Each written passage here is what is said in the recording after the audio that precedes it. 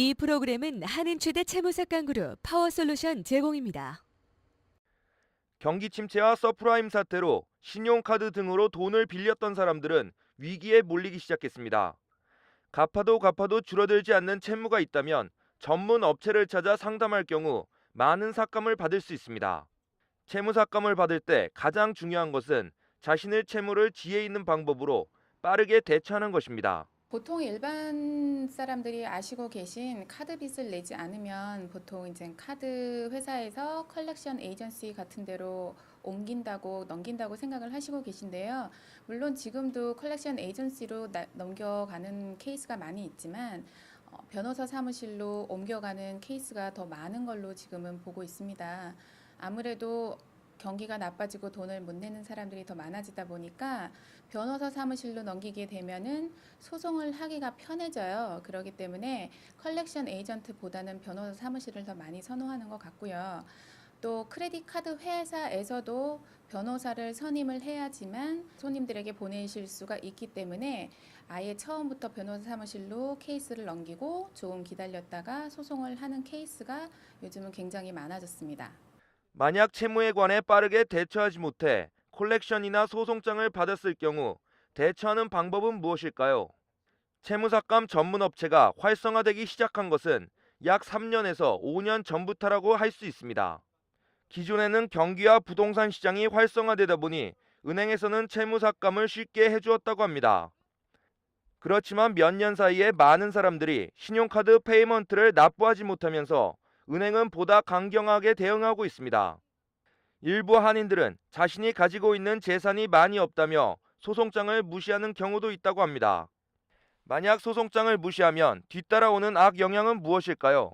소송장은 직접 사람이 집으로 딜리버리를 해주는데요.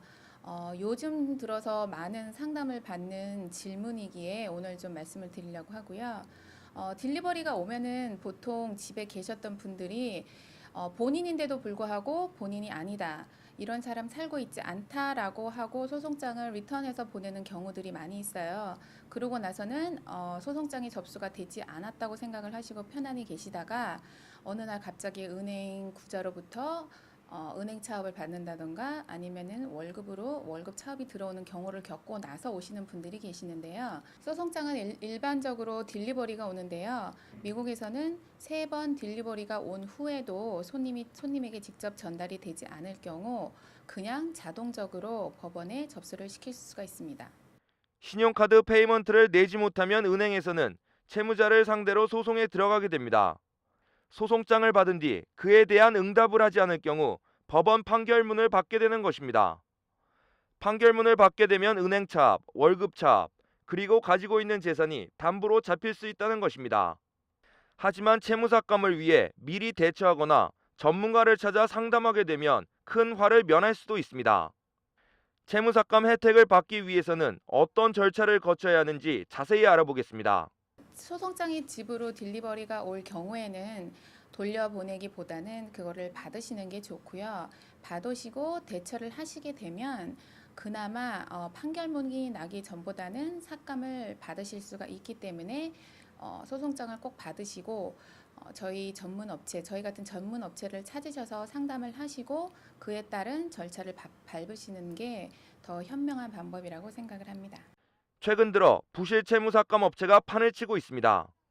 신용 있고 믿을 수 있는 채무삭감 업체를 찾는 것이 확실한 삭감을 위한 첫걸음이라고 할 수 있습니다. 보통 저희 같은 전문 업체가 은행이랑 협상을 하게 되면 우선은 그 손님의 크레딧 리포트를 띄어서 그 사람의 현재 상황을 다 파악하고요. 그러고 나서 그 분에 대한 모든 것을 리뷰하게 돼 있어요. 이 손님이 언제부터 이 카드를 갖고 계셨었고 어떤 용도로 이 카드를 써오셨었고 그리고 또 어떤 이자를 얼마 동안 그 회사에다 냈는지를 다 파악한 후에 모든 게 종합돼서 삭감이 나오는 거예요. 그렇기 때문에 그냥 일반적으로 어떤 은행은 몇 프로가 삭감된다는 그런 개념은 좀 안 갖고 계셨으면 좋겠습니다. 채무삭감 정보 여기서 마치겠습니다. 지금까지 위클리 법률 시간이었습니다.